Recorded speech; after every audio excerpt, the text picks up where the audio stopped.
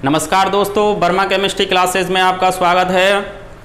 इससे पहले जो वीडियो था उसमें हमने सांद्रता के मात्रक के बारे में अध्ययन किया। आज जो हम पढ़ेंगे मोलरता और मोललता में मुख्य रूप से क्या डिफरेंस होता है। स्टूडेंट अक्सर क्या होता है, इन दोनों टर्म को लेकर के कंफ्यूज रहते हैं। इन कन्फ्यूज़न को अपन बहुत ही सिंपल तरीके से दूर करेंगे और इससे संबंधित जितने भी न्यूमेरिकल हैं उनको सॉल्व करेंगे। तो चलिए शुरुआत करते हैं मोलरता और मोललता की। तो मोलरता जो है उसको इंग्लिश में कहते हैं मोलेलिटी और मोललता जो है उसको इंग्लिश में बोलते हैं अपन मोलेलिटी। अब मोलरता की बात कर रहे हैं अपन। तो मोलरता में सबसे पहले देखें, मोलरता जो होता है एक भार आयतन मात्रक है। भार आयतन मात्रक है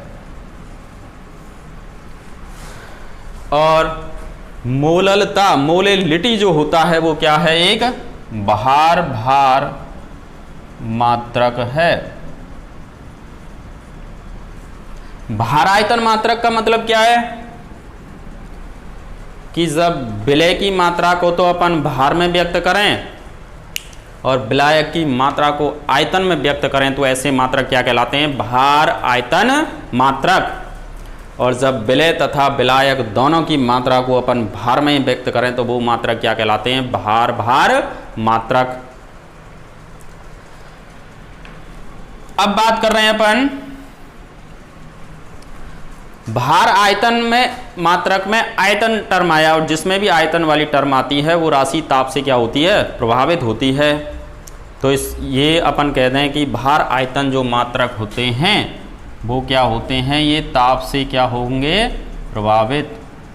यानी कि मोलरता जो है वो ताप से प्रभावित होती है। इसमें आयतन नहीं आ रहा, इसका मतलब ये राशि ताप से प्रभावित नहीं होगी, ताप से प्रभावित नहीं होती। दोनों में मुख्य रूप से एक अंतर ये आ गया कि मोलरता जो होती है वो तो ताप से प्रभावित होती है जबकि मोललता ताप से प्रभावित नहीं होती। अब डेफिनेशन की बात करें तो मोलरता के लिए देखिए आप कि 1 लीटर विलयन में घुले हुए विलय के ग्राम मोलों की संख्या, number of moles dissolve in 1 litre volume. 1 litre विलयन में घुले हुए 1 लीटर विलयन में विलय के कितने ग्राम मोल घुले हुए हैं वो उस विलयन की क्या कहलाती है, मोलरता कहलाती है। 1 लीटर विलयन में 1 लीटर विलयन में घुले हुए विलय के मोलों की संख्या उस विलयन की क्या कहलाएगी, मोलरता। और जबकि मोललता की बात करें तो 1 लीटर नहीं लेना, आपको क्या लेना है, 1 किलोग्राम। 1 किलोग्राम विलायक में घुले हुए विलय के मोलों की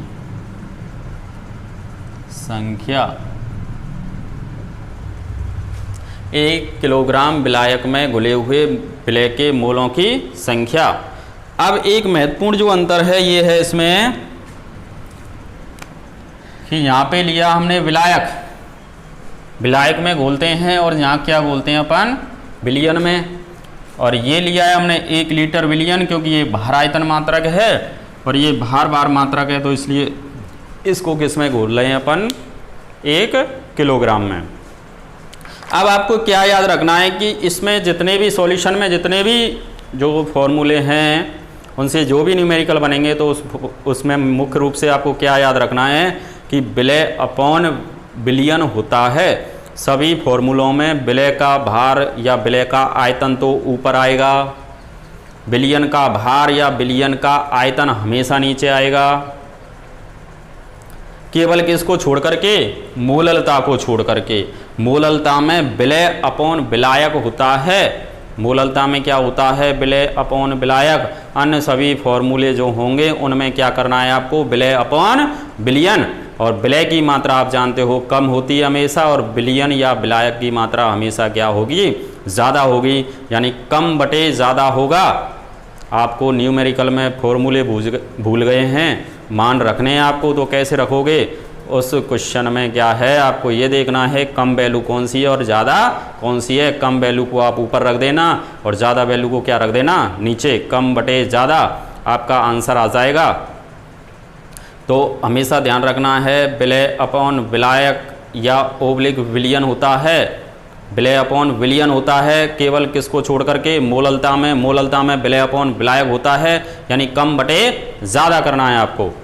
तो देखिए ये डेफिनेशन लिख दी हमने। इसमें 1 लीटर विलयन में घुले हुए विलय के मोलों की संख्या, 1 लीटर विलयन में विलय के कितने मोल घुले हुए हैं, और इसमें क्या करना है 1 किलोग्राम विलायक में विलय के मोल घोल लें अपन को। तो ये देखें अपन, मोललता जो होती है, मोलरता बराबर अपन लिख सकते हैं डेफिनेशन के अकॉर्डिंग, विलय के मोलों की संख्या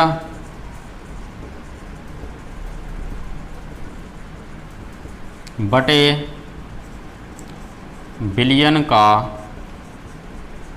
आयतन। किस में लिख रहे हैं अपन, लीटर में। विलयन का आयतन लीटर में।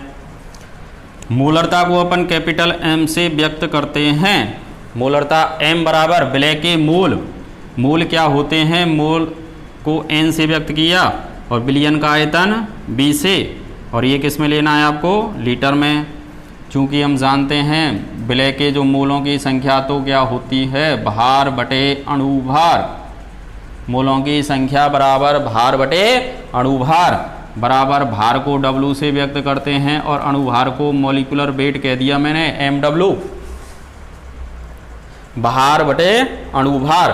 तो हमने यहाँ पे इसकी जगह क्या लिख सकते हैं, M बराबर भार बटे मॉलिक्यूलर वेट इंटू V, और ये किस में लिखा मैंने, लीटर में। इस फॉर्मूले से हम क्या ज्ञात करेंगे, किसी भी विलयन की क्या ज्ञात कर लेंगे, मोलरता। चूँकि जो वैल्यू आएंगी आपको क्वेश्चन में वो ml में आएंगी, तो अगर हमको ml में चेंज करना पड़ा तो हमने क्या किया, इसमें ml में m बराबर W इंटू 1000 का गुणा कर दिया ऊपर, और मॉलिक्यूलर वेट इंटू V। अब ये किस में लेना है आपको, ml में। तो ये फॉर्मूला हो गया m बराबर W into 1000 molecular weight into V ml में।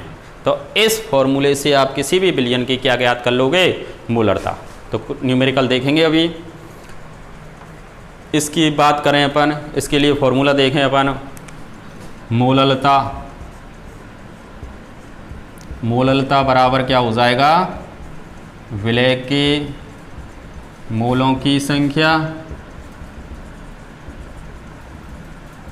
बटे विलय के मोलों की संख्या बटे विलायक का भार, और वो किस में लेना है आपको, केजी में, किलोग्राम में।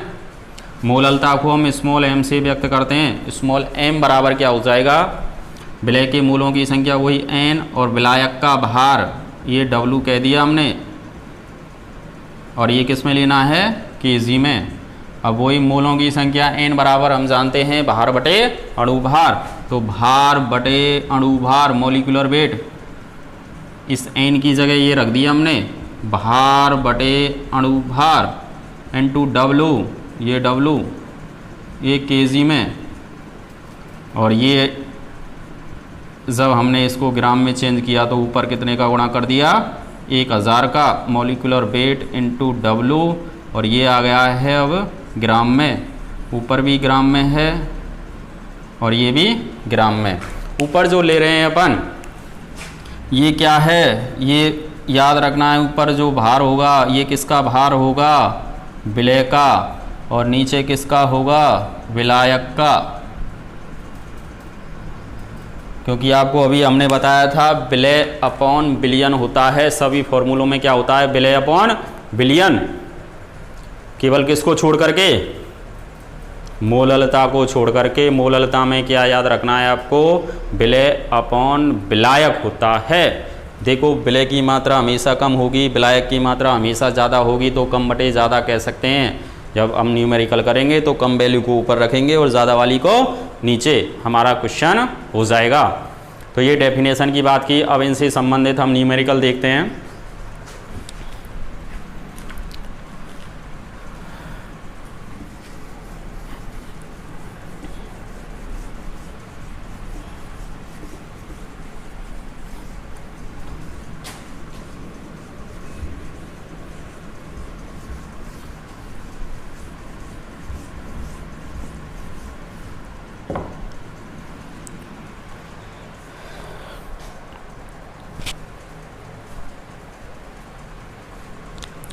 क्वेश्चन है पहला, यदि 5 ग्राम NaOH 5 ग्राम NaOH है 500 ml NaOH बिलियन में घुला है। 500 ml NaOH बिलियन में घुला हुआ है। 500 ml बिलियन में घुला हुआ है। यदि 5 ग्राम NaOH 500 ml बिलियन में घुला है तो विलयन की मोलरता ज्ञात करो। हमको निकालनी है मोलरता। तो आपको जैसे ही न्यूमेरिकल करना है, सबसे पहले जो वैल्यू दे रखी हैं उनको लिखें अपन। तो दे क्या रखा है, देखिए 5 ग्राम NaOH और 500 ml में। इस क्वेश्चन से ही हमको ये पता पड़ गया कि 5 ग्राम NaOH यानी ये भार है और ये आयतन है, तो भार आयतन मात्रक है। यहाँ से ये भी पता पड़ रहा है, अगर यहाँ पे इस क्वेश्चन को सांद्रता पूछता आपसे कि उस विलयन की सांद्रता ज्ञात करो, तो सांद्रता को हमको कौन सा मात्रक लेते अपन, ये वाला मोलरता वाला। क्यों लेते, क्योंकि हमको दिखाई दे रहा है ये भार है और ये क्या है, आयतन।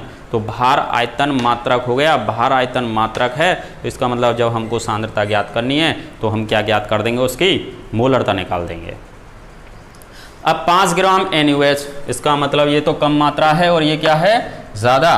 तो ये किसका भार है बताओ, विलय का।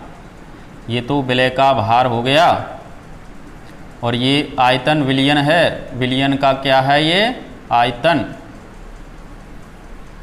तो हमने लिखा W बराबर 5 ग्राम और B बराबर 500 ml और उस विलयन की क्या निकालनी है हमको, मोलरता। ये हमने प्रश्न के अकॉर्डिंग लिख दिया। अब हमको जो क्वेश्चन करना है उसमें क्या देखना है कि जो मोलरता की बात कर रहा है तो सबसे पहले उस फॉर्मूले को ही लगा दीजिए आपको न्यूमेरिकल करते समय जो पूछ रहा है। तो हमने m का फॉर्मूला लिखा, m बराबर W into 1000 upon molecular weight into V, किसमें, ml में। तो वैल्यू रखी हमने W का मान कितना है, 5।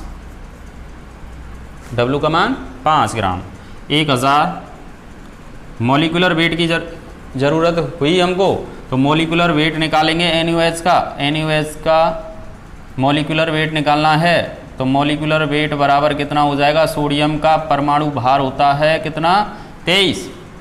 ऑक्सीजन का होता है 16 और हाइड्रोजन का होता है 1। तो इसका मॉलिकुलर वेट कितना आ गया, 40 आ गया। तो ये 40 रख दिया हमने यहाँ पे, इंटू V, आयतन कितना है 500। ये गई 2 जीरो, ये 1, ये 5 से 5 गया, 1/4 आ गया। 1/4 का मतलब 0.25 m, कैपिटल M लगा दिया, यूनिट 0.25 m आंसर आ गया इस क्वेश्चन का। हमने इस क्वेश्चन में देखा कि हमको देखो कम ये मात्रा है, ज़्यादा ये है। देखो कम बटे ज़्यादा ही लिखा है हमने। वैल्यू में देखो, विलय का भार बटे विलयन का भार आयतन, विलय का भार बटे विलयन का आयतन। विलय अपॉन विलयन होता है हमेशा किसको छोड़ करके, मोललता को छोड़ करके। तो देखो विलय की मात्रा हमेशा कम होती है और विलयन की ज़्यादा हो गई, तो कम बटे ज़्यादा वैल्यू रख दी हमने। देखो ये तो इस तरीके से भी इसको सॉल्व कर सकते हैं। अगला क्वेश्चन देखें अपन।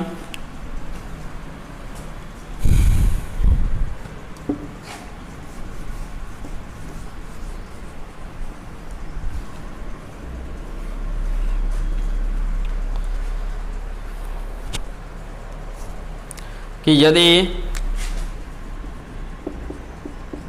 10% W/W जलीय, इम्पोर्टेंट क्वेश्चन होता है, बोर्ड में भी आया हुआ है। यदि 10% W/W जलीय H2SO4 का घनत्व 1.84 ग्राम सेमी माइनस क्यू है, तो H2SO4 विलयन की मोलरता ज्ञात करो। H2SO4 विलयन की क्या ज्ञात करनी है हमको? मोलरता। तो इसमें क्या करना है आपको कि यहाँ पे 10% W/W दिया हुआ है। दो तरीके से इस क्वेश्चन को कर सकते हैं अपन, परसेंटेज W/W या परसेंटेज W/W और ये घनत्व दे दिया अब इसने। घनत्व के साथ वाला जो क्वेश्चन है इंपॉर्टेंट होता है, D दे दिया, तो इसका मतलब मोलरता और घनत्व जो है उसमें हमको क्या निकालना है? संबंध निकालना है। तो मोलरता और घनत्व में संबंध निकालने के लिए तो देखें अपन, या दूसरे वे में ऐसे कहते हैं मोलरता और किस में निकालना है? द्रव्यमान प्रतिशत में संबंध। कोई ना कोई संबंध बनता होगा, उस संबंध को देखें तो उसके अकॉर्डिंग ये न्यूमेरिकल सॉल्व होगा। तो हमने देखा ये परसेंटेज W/W दे रखा है और ये दे रखा है 10% W/W और घनत्व दे रखा है D बराबर 1.84 ग्राम सेंटीमीटर माइनस क्यू, और हमसे पूछ रहा है वो मोलरता। मोलरता हमको निकालनी है। मोलरता निकालने के लिए हमने क्या किया, यहाँ पर एक संबंध भी ड्राइव किया। यहाँ पर मोलरता एवं द्रव्यमान प्रतिशत में संबंध, इन दोनों में संबंध देखें तो m बराबर हम जानते हैं, m बराबर W into 1000 upon molecular weight into V ml में ये संबंध होता, ये फॉर्मूला है m बराबर ये। अब यहाँ पे वॉल्यूम नहीं दिया हुआ, घनत्व दिया हुआ है। वॉल्यूम के साथ घनत्व का जो फॉर्मूला है वो हम जानते हैं, D बराबर तो क्या होता है m/v, भार बटे आयतन। W से व्यक्त करते हैं इसको, भार बटे आयतन। ये हम निकाल किसके रहे हैं, ये किसका आयतन है? विलयन का। तो ये घनत्व भी किसका लिख दिया हमने? विलयन का। ये राशि भी किसकी है? विलयन की। और ये भी किसका ले लिया? W, विलयन का। हमको निकालना है इसमें से V विलयन का, V विलयन का निकालना है। V विलयन का कैसे निकालेंगे? V विलयन बराबर W विलयन का अपॉन D किसका? विलयन का। ये V की वैल्यू आ गई, इस V की वैल्यू को हमने इसमें रखा। तो देखिए m बराबर W into 1000 upon molecular weight into V की वैल्यू रखो, ये W ये किसका है? विलयन का। और ये राशि ऊपर चली गई D, और ऊपर जो ये चल रहा था ये किसका चल रहा था? ये किसका है? विलय का भार। अब हम परसेंटेज W/W का फॉर्मूला जानते हैं। परसेंटेज W/W बराबर हमने देखा कि W/W इंटू क्या होता है? 100। ये फॉर्मूला बनाना सिखाया था हमने पिछले वाले वीडियो में। द्रव्यमान प्रतिशत या भार प्रतिशत का फॉर्मूला क्या है उसको खोल के देखेंगे हम। द्रव्यमान प्रतिशत, तो W/W परसेंटेज लग गया, तो W/W विलय का भार बटे विलयन का भार इंटू 100। ये किसका भार है? विलय का। और ये किसका भार है, बिलियन का, विलय अपॉन बिलियन। देखो अब इसमें ये विलय का भार इसके अकॉर्डिंग देखा, ये बिलियन का भार, विलय का भार बटे बिलियन का भार इंटू 100, ये 100 ले लिया यहाँ से, बच क्या गया। देखो इन तीन राशियों की जगह हम क्या लिख सकते हैं, percentage W upon W into ये 10 बच गया यहाँ, और ये D, और ये नीचे आ गया मॉलिक्यूलर वेट। एक नया फॉर्मूला आ गया, परसेंटेज W अपॉन W, और किसमें, मोलरता में संबंध। जब हमारे लिए घनत्व दे रखा हो और परसेंटेज W अपॉन W दे रखा हो तो हम डायरेक्ट इस फॉर्मूले से इसको सॉल्व करेंगे। न्यूमेरिकल इससे बहुत ही इम्पोर्टेंट होता है। तो देखें अपन इसको, ये फॉर्मूला लगाया, फिर हमने W बराबर percentage W upon W into 10 into D upon molecular weight, M बराबर इसमें रखा, परसेंटेज W अपॉन W का मान 10, ये 10 इंटू D का मान 1.84 upon molecular weight, molecular weight किसका, H2SO4 का।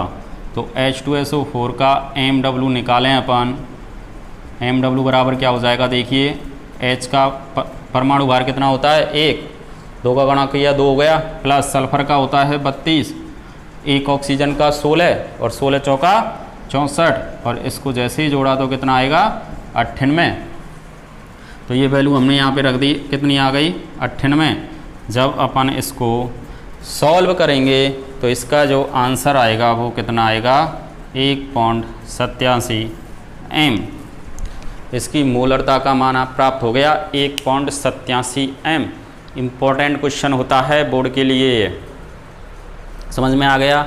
अगला क्वेश्चन देखें अपन, स्क्रीनशॉट ले सकते हो आप इसका।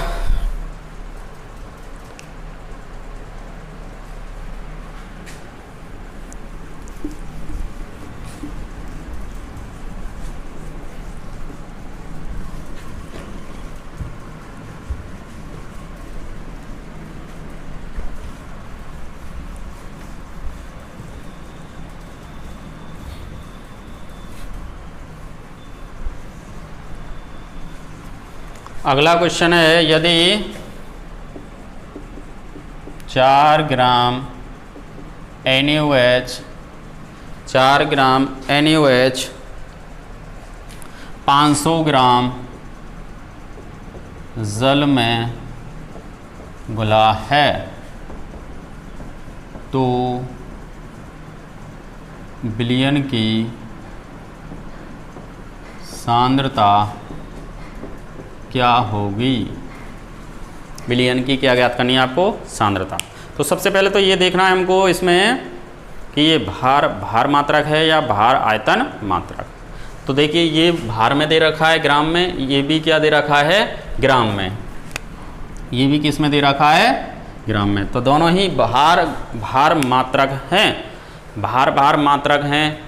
तो इसका मतलब हमसे जो सांद्रता में पूछा है वो क्या पूछा है, मोललता पूछी है आपसे। तो इसकी मात्रा कम है और इसकी मात्रा ज़्यादा, क्वेश्चन में ही पता पड़ गया। तो ये वैल्यू ऊपर आएगी हमेशा और ये वैल्यू नीचे आएगी। न्यूमेरिकल करते समय कम बटे ज़्यादा करते हैं ना अपन, तो कम बटे ज़्यादा कर दो, आंसर आ जाएगा। मोललता का हमने जैसे ही फॉर्मूला लगाया, M बराबर W into 1000 upon molecular weight into W। ये W किसका, विलय का, और ये W किसका, विलायक का। तो वैल्यू रखिए, मैं मान रखिए आप, कम बटे ज़्यादा 4 into 1000 upon molecular weight, NaOH का मॉलिक्यूलर वेट ऑफ NaOH अभी निकाला था हमने, कितना आया था, 40 गुणा W 500, ये गई 2 0 से 2 0, ये 1 से 1 गया, ये 4 से 4 गया, 1/5 आ गया। इसका मतलब 1/5 का मतलब कितना आ गया, 0.2 M। मोललता का मान स्मॉल m में रख दिया हमने, 0.2 M। ये आंसर आ गया। इस तरीके से निकाल देंगे। हमने क्वेश्चन में कुछ नहीं किया, हमको फॉर्मूला भी ज्ञात नहीं है। डायरेक्ट हम जब मान रखेंगे तो क्या करेंगे आप, कम बटे ज़्यादा। कम बटे ज़्यादा करते ही हमारा आंसर आ जाएगा। ये देख लीजिए, आप स्क्रीनशॉट ले लीजिए।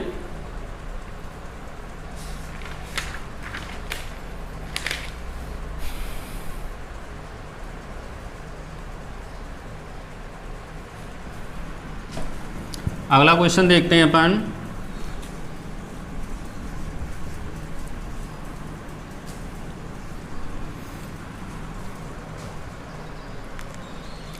कि ऑक्जेलिक अम्ल के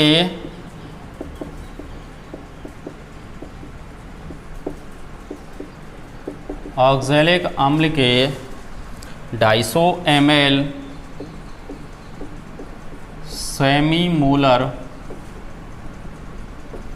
सेमी मोलर विलयन प्राप्त करने के लिए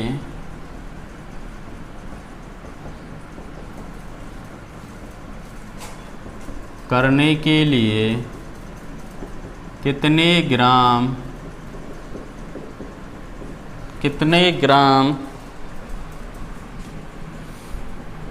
अम्ल की आवश्यकता होगी।